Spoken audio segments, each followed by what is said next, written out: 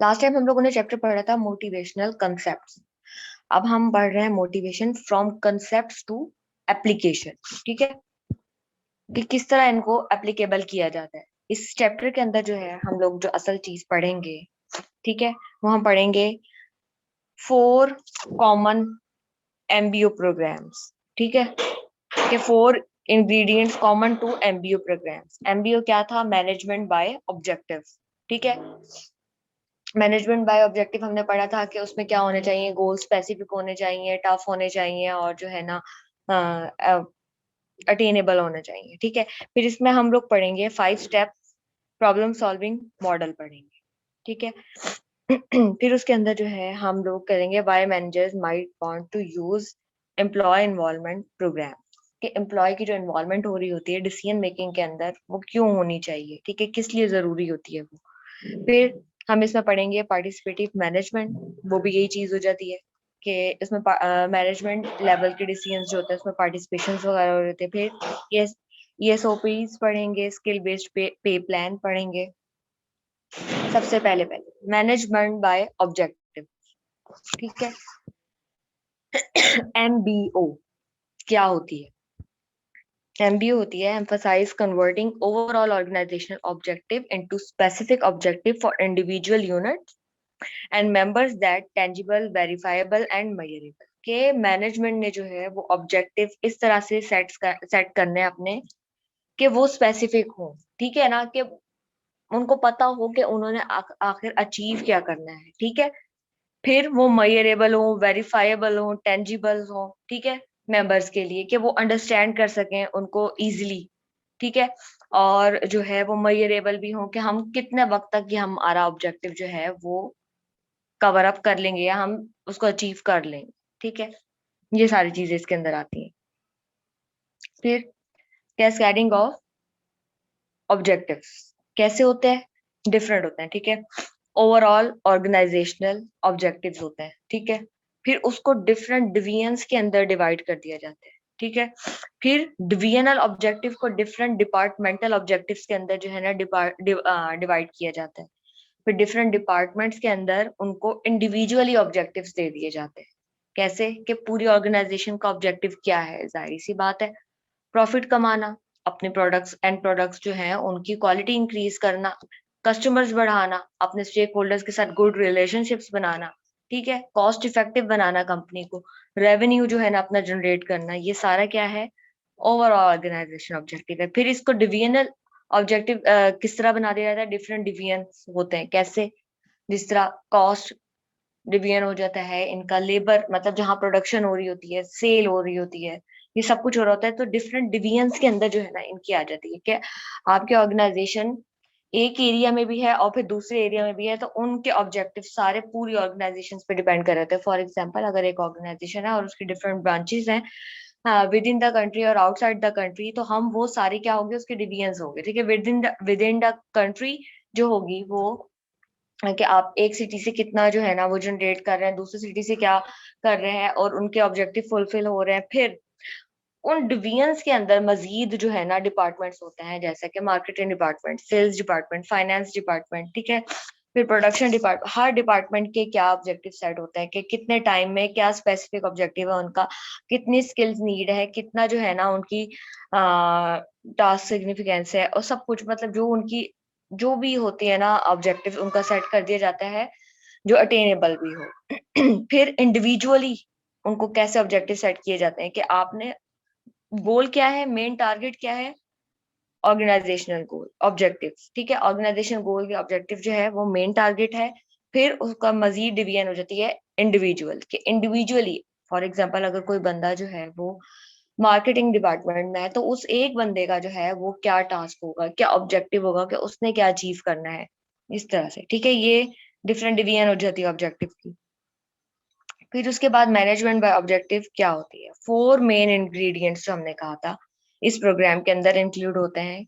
क्या क्या? गोल स्पेसिफिसिटी, कि आपके जो गोल्स हैं वो स्पेसिफिक होने चाहिए। ठीक है, कि ये ना हो कि ऐसे आप गोल सेट कर दें जो कि अटेन ही ना हो सके, मतलब बिल्कुल हकीकत से परे हो।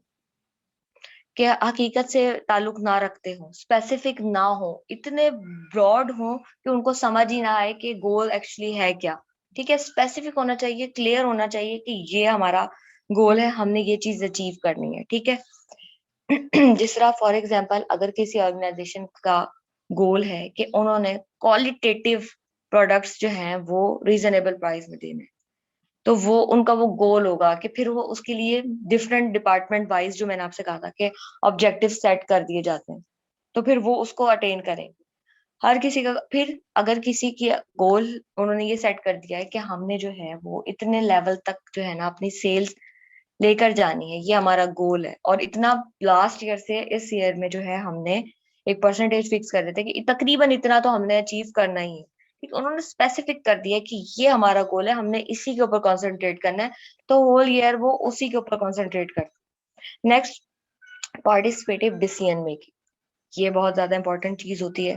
क्या होता है इसके अंदर, ये डिफरेंट डिपार्टमेंट से जो है ना वो, जैसा मैनेजमेंट होती है, डिफरेंट डिपार्टमेंट से इंक्लूड करते हैं मैनेजमेंट लेवल पे, कि जो डिसीजन मेकिंग के अंदर पार्ट ले सके हर एरिया से। फिर वही मैनेजर जो है वो अपनी टीम से भी जो है ना वो डिसीजन मेकिंग के अंदर इन्वॉल्वमेंट इंक्लूड कर लेते हैं, कि आप भी बताएं ना कि इस सिचुएशन में क्या चीज होनी चाहिए, तो उन वो अपनी जो है ना सजेशंस वगैरह वहां पे देते हैं, जिससे कहते हैं पार्टिसिपेटिव डिसीजन मेकिंग। उसमें पार्टिसिपेशन हो जाती है लोगों की भी। फिर एक्सप्लिसिट टाइम पीरियड, कि एक स्पेसिफिक टाइम पीरियड होना चाहिए, आपने गोल्स अचीव करने हैं। ठीक है, मैनेजमेंट का ऑब्जेक्टिव क्या है कि उन्होंने गोल्स अचीव करने हैं। अब ये तो नहीं हो सकता कि जो है वो 1 साल 2 साल, मतलब इतना, वो एक टाइम फिक्स कर देंगे कि एक स्पेसिफिक मेजरेबल टाइम होना चाहिए उसके लिए।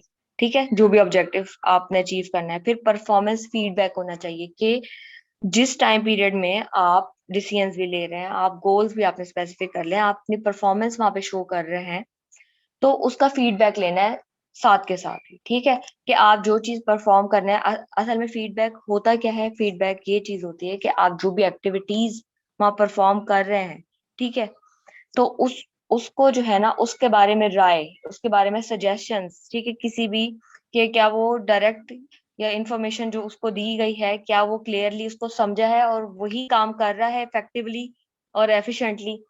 अगर नहीं कर रहा है तो फिर क्या इशू हो रहा है, तो ये फीडबैक आता है। ठीक है, कि अगर वो इफेक्टिवली और एफिशिएंटली अपना वर्क परफॉर्म कर रहा है या नहीं कर रहा है, ये फीडबैक से पता चलेगा। अगर नहीं कर रहा है तो फिर मजीद किस चीज की जरूरत पड़ेगी, उसको ट्रेनिंग की जरूरत पड़ेगी, उसको डिफरेंट मोटिवेशनल और टूल्स उसको लिए यूज करने पड़ेंगे, या उसके लिए न्यू जॉब डिजाइन करनी पड़ेगी, या उसकी स्किल्स को जो है ना एनहेंस करना पड़ेगा, क्या चीज जरूरत पड़ेगी, तो वो हम इसके अंदर चेक करेंगे। ठीक है, आफ्टर फीडबैक ये 4 मेन जो थे ना इंग्रेडिएंट्स इसके थे, पॉइंट्स थे। Management by objective, organization objective translate to specific objective to each level.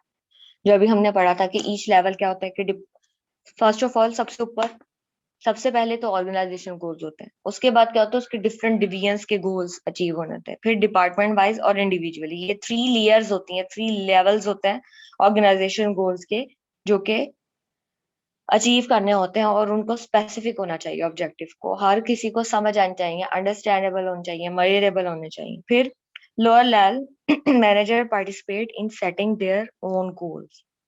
अब क्या होता है कि जिस तरह डिपार्टमेंट वाइज हर किसी को कहा गया कि डिपार्टमेंट वाइज जो है वो गोल्स होंगे फिर वो मैनेजर जो होंगे वो अपने इंडिविजुअली गोल सेट करेंगे। ठीक है, यहाँ पे ये बताया गया lower level manager participate in setting their own goals, के जिस तरह डिपार्टमेंट वाइज जो होंगे मैनेजर्स, वो लोअर लेवल मैनेजर्स में ही आएंगे। ठीक है, फिर उनकी डिफरेंट टीम होगी, तो उस पे वो अपने गोल्स खुद सेट करेंगे उस लेवल पे। फिर results in hierarchy of objective that link one level to the next. फिर क्या होता है कि इन ऑब्जेक्टिव का, कि एक, जब इनके हायरार्की बन गई कि आपने एक ऑब्जेक्टिव जो है वो अचीव कर लिया, जो मेन मतलब बेसिक था, फिर उसके बाद नेक्स्ट लेवल पे आप जाएंगे, फिर नेक्स्ट, फिर असल जो आपका गोल है ना आप उस तक पहुंच जाएंगे। ठीक है, एक गोल को अचीव करने के लिए डिफरेंट जो है ना वो सेट कर दिए जाते हैं स्टेप्स, कि ये स्टेप फुल करना है, फिर उसके बाद ये, फिर उसके बाद ये, तो आप जो है ना अपना ये मेन ऑब्जेक्टिव, अपना मेन गोल जो है ना वो अचीव कर लेंगे। ठीक है। फिर if all individual achieve goals, organization objective will be attain. ठीक है, जब सारे जो हमारे जो गोल्स है इंडिविजुअली सारे गोल्स अचीव हो जाएंगे, मतलब इंडिविजुअली जो ऑब्जेक्टिव्स या गोल्स दिए जाएंगे, ठीक है, अगर वो with in the time period पूरे हो चुके हैं, तो आप समझ लें कि ऑर्गेनाइजेशन का ऑब्जेक्टिव फुलफिल हो गया या अटेन हो चुका है। फिर OB modification, OB mod, behavioural modification, किसमें आती है? The application of reinforcement theory to individuals in the work setting using a problem solving model, feedback and positive reinforcement. अच्छा, अब इसके अंदर ये होता है कि जब, जाहिर सी बात है, हर ऑर्गेनाइजेशन में कन्फ्लिक्ट्स जो है वो राइज होते हैं।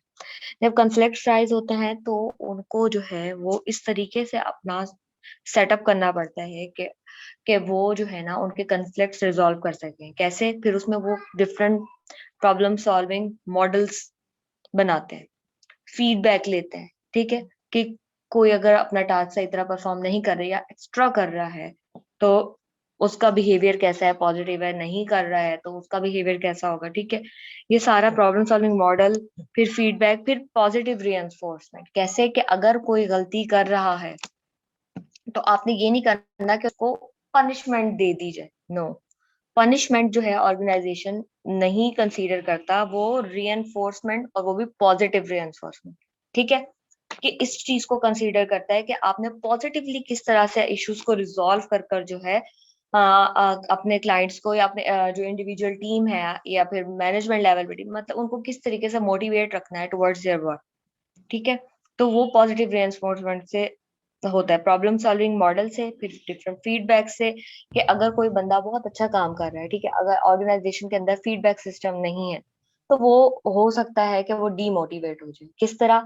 कि वो ये कहेगा कि मुझे तो अप्रिशिएट ही नहीं किया जा रहा है कि मेरी काम के लिए। जब फीडबैक लिया जाएगा, लोगों से बात पूछेंगे कि आपके जो मैनेजर है वो इस लेवल पे आपसे काम करवा रहे हैं, आप उससे सेटिस्फाइड हैं, जब उसके बारे में पॉजिटिव फीडबैक आएगा तो ऑब्वियसली वो जो मैनेजमेंट लेवल पे या जो टीम लीडर है वो मोटिवेट होगा। ठीक है, उसका जो रिएक्शन या बिहेवियर होगा वो मजीद पॉजिटिव होगा ऑर्गेनाइजेशन के वर्क में, और वो मजीद जो है ना अपना जो है वो हार्ड वर्क वहां पे करेगा। फिर वही बात पॉजिटिव रेनफोर्समेंट के, पॉजिटिवली जो है ना आप प्रॉब्लम सॉल्व करने की ट्राई करें। Steps in OB mod. ठीक है, ओबी मॉडिफिकेशंस के अंदर डिफरेंट स्टेप्स आते हैं। First of all, identify problem related behavioural events. सबसे पहले तो आपने आइडेंटिफाई करना है कि प्रॉब्लम क्या है। ठीक है, हर स्टेप के अंदर सबसे पहले होता है आइडेंटिफाई द प्रॉब्लम, कि मसला है कहाँ। फिर measure baseline frequency to response. सबसे पहले जहां पे वो चीज है, आपने उसकी को जो है ना वहां की ही मैनेजमेंट को जो है ना आपने रिस्पॉन्स के लिए चेक करना है कि क्या, क्यों मसला हो रहा है, वहां पे क्या इशू है। ठीक है, identify existing behavioural contingencies through functional analysis. फिर वहां पे फंक्शनल एनालिसिस किया जाता है कि आखिर अगर ये प्रॉब्लम वहां पर राइज हो रही है इस ऑर्गेनाइजेशन के, सॉरी, वहां पे उस डिपार्टमेंट के अंदर, तो उनके बिहेवियर के अंदर क्या चेंजेस आ रहे हैं। ठीक है, किस तरीके से जो है ना परफॉर्मेंस इफेक्ट हो रही है।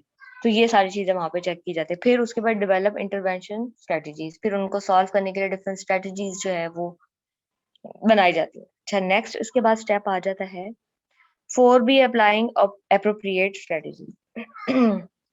अब इसके अंदर जो है ना बिहेवियरल स्ट्रेटजीज जो बनाई जाती हैं, ठीक है, पहले 4A और 4B, मतलब कि एक स्ट्रेटजी बनाई जाएगी इंटरवेंशन, और फिर होगी अप्रोप्रिएट स्ट्रेटजी। दो किस्म की स्ट्रेटजीज बनाई जाएंगी, पहले इंटरवेंशन और फिर अप्रोप्रिएट। फिर तीसरी बनाई जाएगी chart the frequency of response after intervention.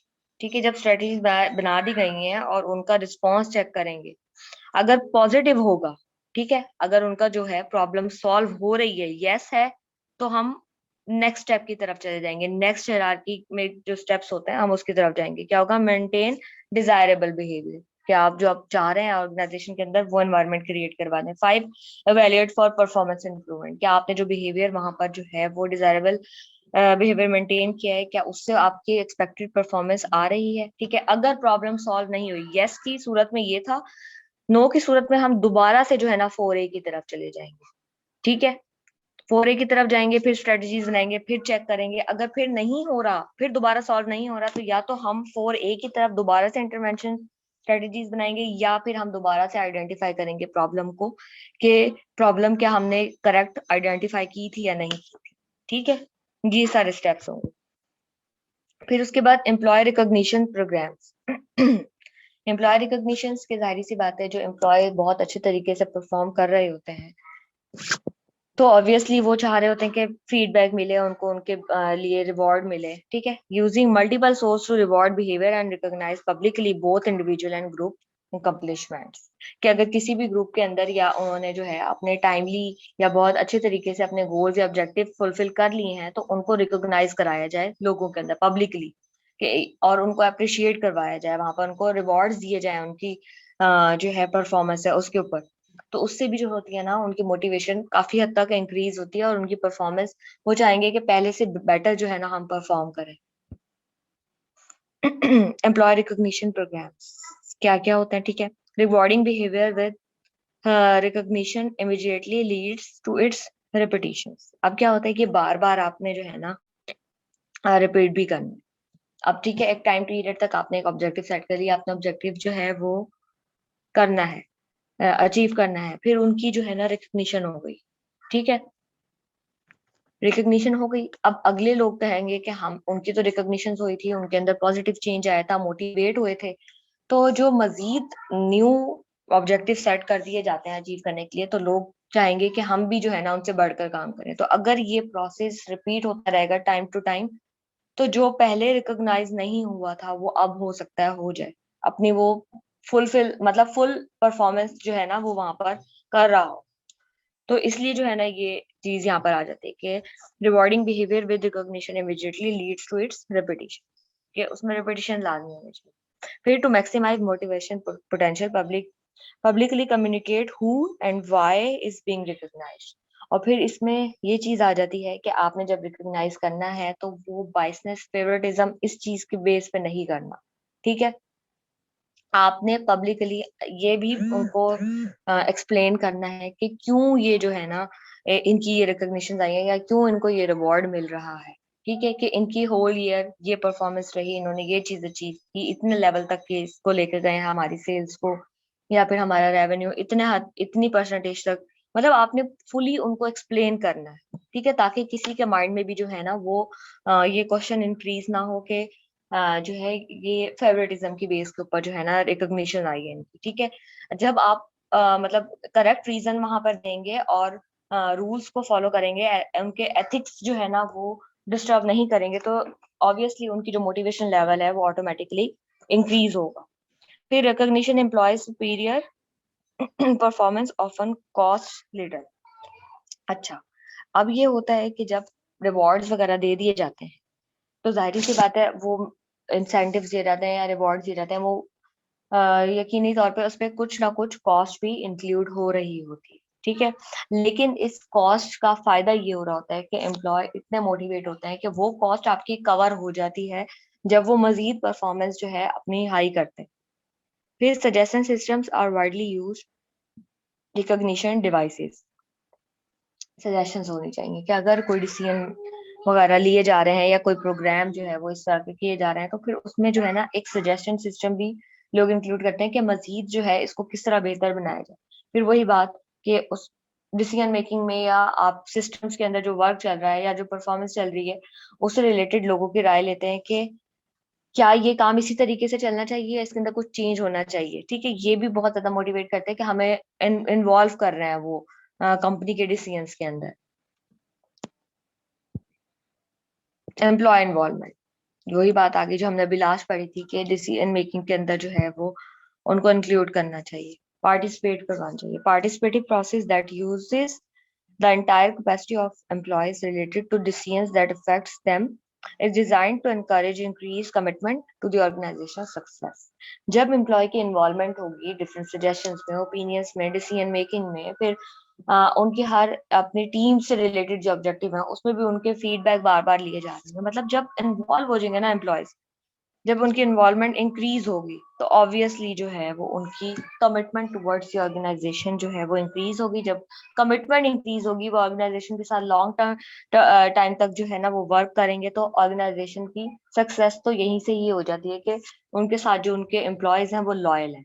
ठीक है, जब वो लॉयल होंगे तो ऑब्वियसली वो अपनी परफॉर्मेंस पहले से भी बेहतर दिया करेंगे ईयर वाइज, और जो है वो ये ऑर्गेनाइजेशन की सक्सेस का की बेस भी बनता है। ठीक है, फिर एम्प्लॉय एनवायरनमेंट के अंदर मजीद चीज क्या आती है, किस तरीके से इन्वॉल्व किया जा सकता है।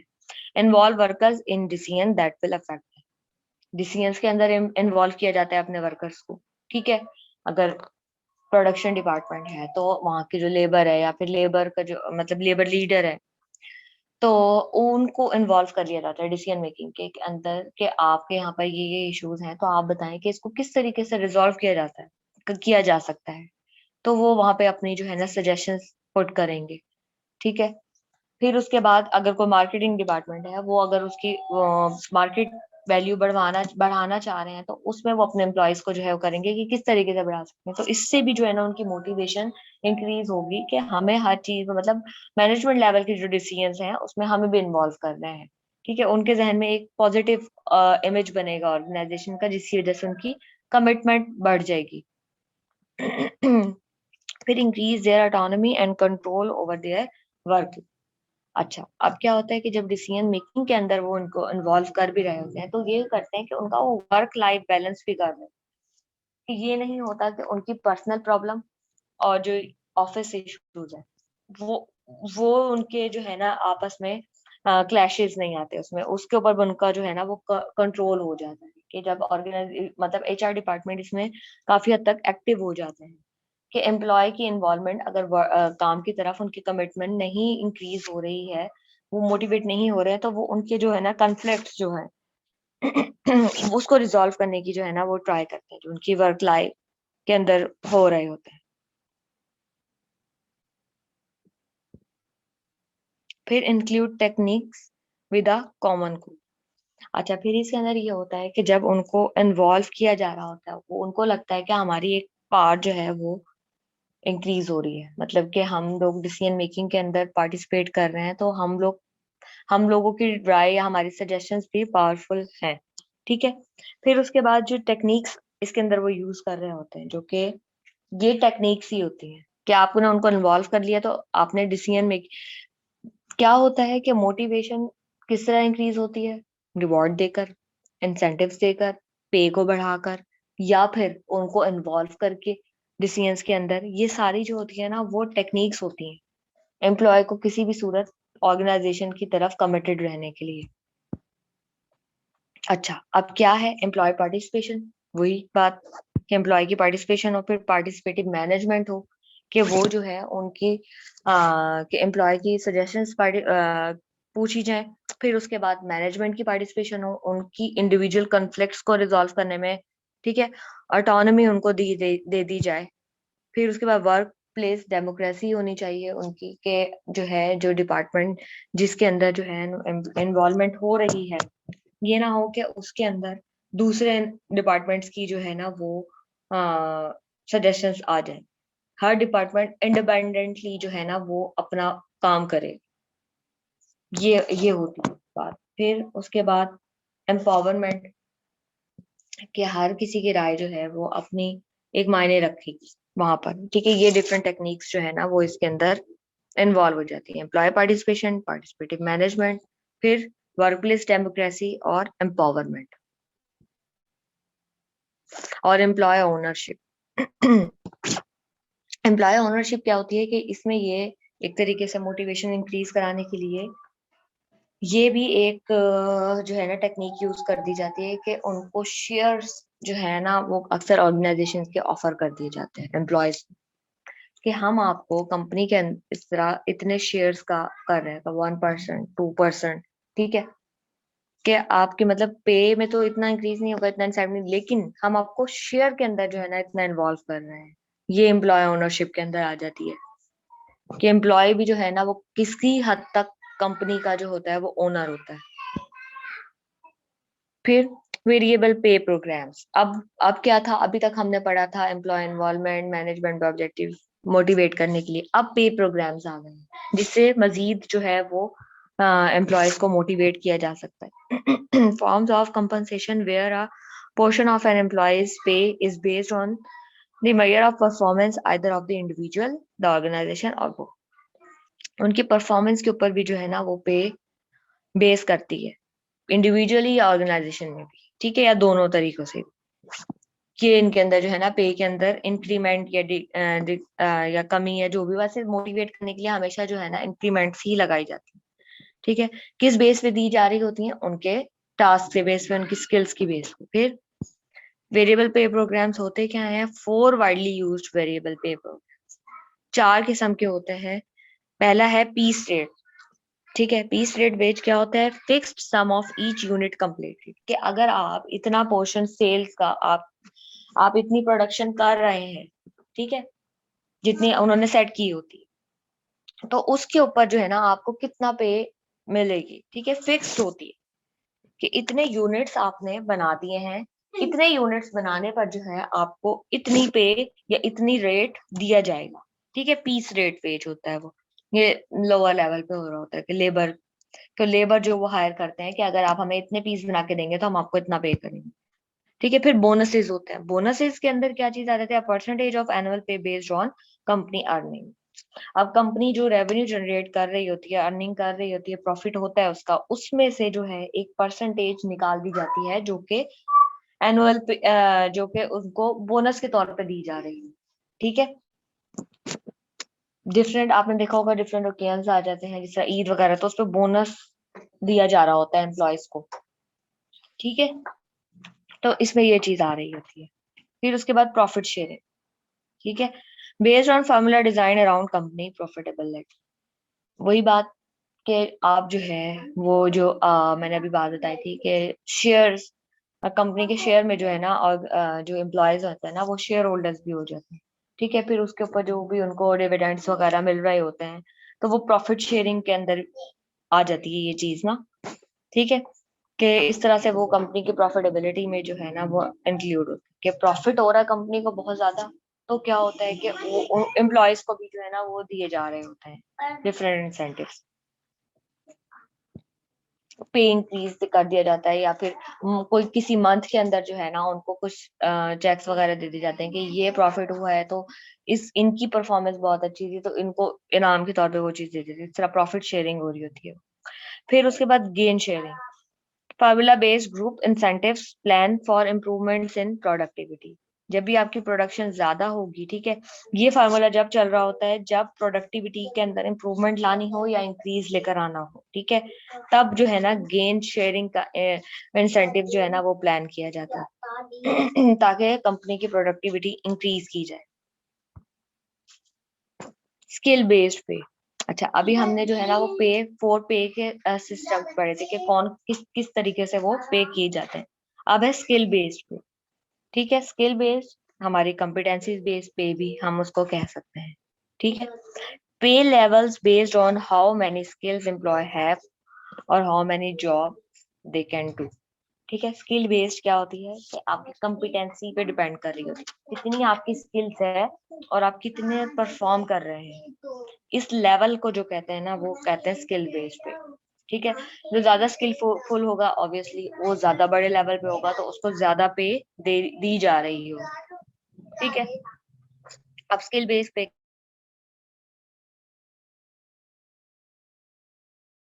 फॉर मैनेजमेंट, ठीक है, कि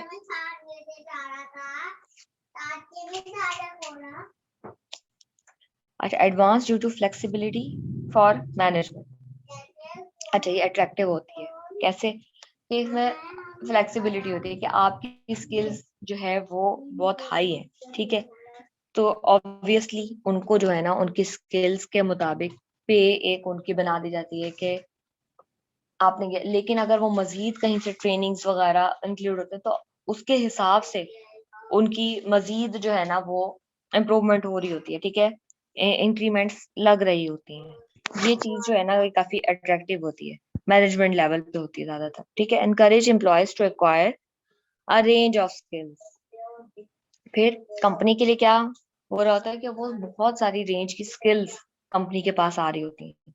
ठीक है, डिफरेंट स्किलफुल पर्सन जो है वो उनके पास आ रहे होते हैं। जब आते हैं तो फिर वो उनको उनकी स्किल्स को मजीद एनहांस करने के लिए जो है ना उनको इंसेंटिव्स देते हैं कि ठीक है आप हमारे लिए ये चीज वर्क करें और आपको ये इंसेंटिव या ये बोनस या ये रिवॉर्ड दिया जाएगा। ठीक है, आपकी स्किल की बेस के ऊपर। तो इससे भी जो है ना एम्प्लॉय कमिटमेंट या एम्प्लॉय इंकरेजमेंट इंक्रीज हो रही होती है। फिर facilitate communication and understanding of other jobs. अब क्या होता है कि जब स्किल बेस्ड पे सिस्टम हो रहा होता है तो इसका दूसरा एडवांटेज ये भी होता है कि कम्युनिकेशन लेवल इंक्रीज हो रहा होता है कि जो स्किलफुल पर्सन है ऑब्वियसली वो अपनी बात ज्यादा वाजे जो है ना मैनेजमेंट तक पहुंचा सकेगा। ठीक है, और वो अपनी जॉब को अच्छी तरीके से समझ भी सके। ठीक है, अगर स्किलफुल नहीं है, ट्रेनिंग नीड है उसको, तो वो अपनी जॉब जो उसको दी गई है वो उसको अच्छी तरीके से समझ भी नहीं पाएगा। ठीक है, उसको ट्रेन करना पड़ेगा, ट्रेनिंग कॉस्ट लगानी पड़ेगी। ठीक है, उसको इतनी उसके वर्क से रिलेटेड उसकी कम्युनिकेशन भी इंक्रीज इतनी नहीं होगी। ठीक है, ये चीज भी इसके अंदर आ जाती है कि ये इसका एडवांटेज होता है कि अगर हम स्किलफुल लोगों को लेकर आते हैं। फिर meet needs of ambitious employees without a promotion in job title. अब क्या होता है कि आप एम्प्लॉयज की नीड को मीट कर रहे होते हैं, जरूरी नहीं कि यहाँ पर प्रमोशंस ही दी जाए तो हो, लेकिन आप उसी लेवल पे रहते हुए उनकी स्किल से इस तरह फायदा उठा रहे होते हैं और उनको वहीं के वहीं रिवॉर्ड कर रहे होते हैं। तो इससे भी जो है ना लोग एम्बिशियस होते हैं, एम्प्लॉयज जो है ना वो एम्बिशियस हो रहे होते हैं। जहाँ एडवांटेज है तो जाहिर बात है डिसएडवांटेजेस भी हैं। क्या होता है topping out, learning all the skills. अब क्या होता है कि जब एक एम्प्लॉय उसको स्किल की बेस के ऊपर स्किल बेस पे दे दी जा रही होती है तो जरूरी है कि वो सारी स्किल्स जो उसके वर्क से रिलेटेड है वो लर्न करे। मे बी पॉसिबल ना उसको वो सारी स्किल्स हों जो इमेजिन की जा रही हैं कि इसके अंदर ये सारी स्किल्स है। मे बी पॉसिबल कि उसके अंदर वो सारी स्किल्स ना हो बल्कि कुछ हिडन हो। ठीक है, कि अगर उसको फॉर एग्जांपल कोई एक प्रोजेक्ट दे दिया गया है और वहां पे उसकी स्किल नीड है, जिस तरह सॉफ्टवेयर का कोई जो है ना वो प्रोजेक्ट। ठीक है, अब वहां पर उसकी एक इस तरह की हो सकता है, कोई इस तरह की लैंग्वेज हो जो उसको ना आती हो, जो उसने अपने इतनी इतनी उसके ऊपर ग्रिप ना हो उसकी, बट मैनेजमेंट समझता है कि नहीं ये इस चीज में क्वालिफाइड है तो इसके अंदर ये स्किल होगी। हो सकता है उसके ऊपर इसकी इतनी ग्रिप ना हो, तो ये डिसएडवांटेज होता है कि जस्ट ये टॉपिंग ही है उसकी, ये स्किल उसके अंदर ये चीज इंक्लूड नहीं है। ठीक है, फिर स्किल्स माइट बिकम ऑब्सोलीट। ठीक है, स्किल्स कभी कभार जो है ऑब्सोलीट भी, मतलब क्या, कुछ लोग जो हैं वो स्किल्स बेस्ड जिसको मिल रही होती है। ठीक है, एडवांटेज तो है ऑब्वियसली कि आपको स्किल्सफुल पर्सन मिल रहा है, उसको कोई प्रमोशन भी नहीं देनी पड़ रही है एक्स्ट्रा, उसको बहुत हाई लेवल पे भी नहीं, उसको वहीं पे रिवॉर्ड किया जा रहा है उसकी पे के अंदर ही। फिर क्या होता है कि ऑब्सोलीट भी हो जाते हैं। ठीक है, कि नहीं मैच कर रही होती कभी उनकी जो चीजें है ना। फिर do not address level of performance, कि उनकी जो स्किल्स